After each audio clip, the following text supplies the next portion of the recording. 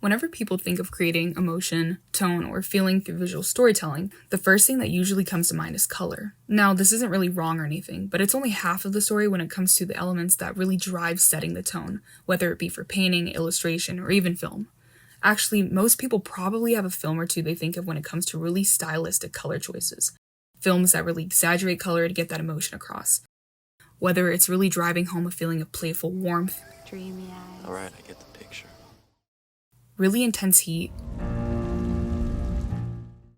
anxious fear,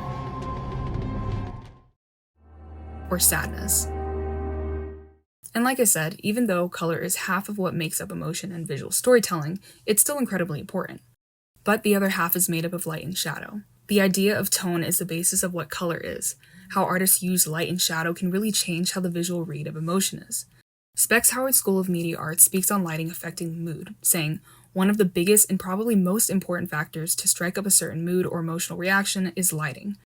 I really like what Blain Brown says here, because although light and shadow is massively important, I regard it as something more subtle, and what most of the general audience doesn't consciously notice. There's a key point here. Light gives artists the advantage of being able to affect the audience on one level, while their conscious brain is interpreting the story at an entirely different plane of consciousness.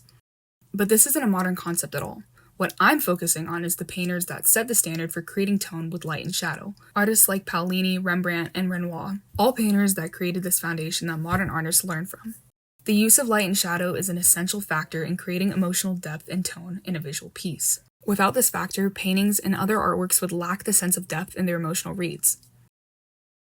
Rembrandt is actually the perfect place to start because artists of all caliber refer heavily to his work, especially works from the Baroque era in Europe. It's clear at first glance that he clearly has a grasp on how to manipulate light and shadow to convey emotion.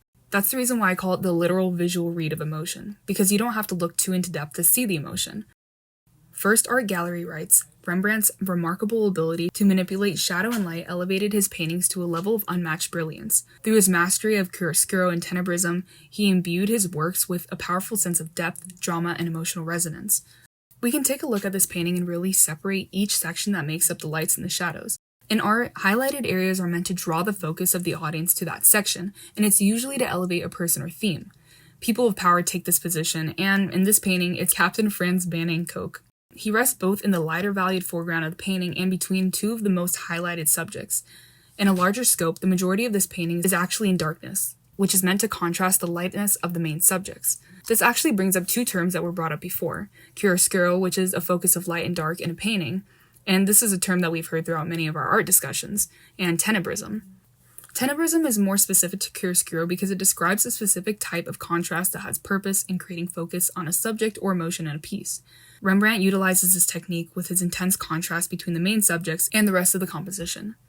Although chiaroscuro is a technique that was seen well before Rembrandt's time, I regard Rembrandt as a painter that sort of commercialized it because of how prolific his work is, and we can see the effects of his work in other painters leaking into filmmaking. In Pramaggiore and Wallis's book on film, they write that arranging light and dark areas in a frame is an important aspect of composition. Using contrasting areas of lightness and darkness to create compositional effects is referred to as chiaroscuro. Rembrandt uses these components intentionally to create the intense emotion that the audience can feel when they study this piece. There's a sense of chaos in the darkness that surrounds the captain, but within the small area of light, we feel led by someone that's possibly brave and dominant. The light and shadow Rembrandt paints are the culprits behind this emotion. Paolini's piece here, Allegory of the Five Senses, does something interesting with light and shadow. He uses this alongside with the composition of his painting to create a sense of depth that greatly exaggerates the brevity of motion. Much like the previous Rembrandt painting, Paolini uses tenebrism to highlight the faces of the forms of the personifications of the five senses. Except he pushes the darks of the background so much that the subjects almost feel like they're floating on an imaginary plane. Paolini has total control over the eyes of the audience. The high contrast brings up another aspect of chiaroscuro, which AELA has this bit on. Contrast is a driving force of chiaroscuro, and it is from this contrast that objects are defined, without using contour lines and volume through the most defined shadows. This also brings up a point that Kazuko Mende writes about with his composition and form. The depiction of light and shadow is an important technique to represent illusionary space in a painting. With the heavy contrast and the illusion of space that Paolini creates with the composition, he's able to convey a dramatic and cinematic tone with his use of light and shadow. With each character, there's already a variety in the reads of each subject that creates a more dynamic feeling. Each character is in action and is focusing on different things that allow our eyes to bounce around the painting.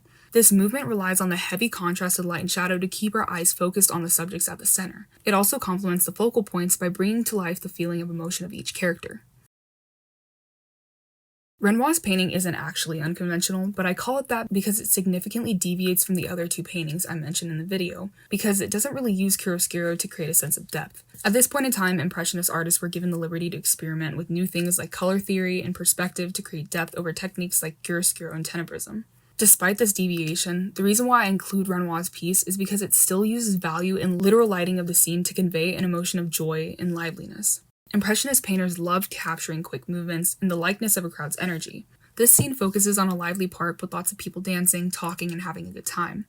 One thing that stands out with the lighting is the sunlight that peeks through a canopy of trees and the general high-key lighting that illuminates the scene. Lighter values generally represent an emotion of more vigor, whether it's happiness or anger. Pramaggiore and Wallis write, high-key lighting tends to create a hopeful mood, appropriate for light comedies and cheery scenes. Lighting like this usually illuminates the shape of people, not just their faces, and areas all throughout the composition over just one focus. We can see in this painting that the figures of some of the subjects are completely outlined with sunlight, with some areas of light casting onto subjects across the entire canvas. Renoir's use of light and high-key values lighten the mood of the audience and share the sense of liveliness that exists in the park scene. I want to reiterate that other factors really do impact and create the emotion of a composition or scene. By no means am I dogging on color because I 100% appreciate how artists use color to convey emotion. But when we strip away color, it's much more evident to the audiences how it's the value and use of light and shadow that lay underneath the color that really enhances how we understand the tone of a scene. Light and shadow are the underdogs in the art world when it comes to what people notice first about what's creating the tone of a piece. And maybe that's not an entirely bad thing because it makes it more effective for artists to subconsciously convey a message to audiences without it being upfront and completely obvious. It brings us back to this point that Brown makes, which makes lighting the element of emotion that strikes a viewer much deeper than a more obvious visual component.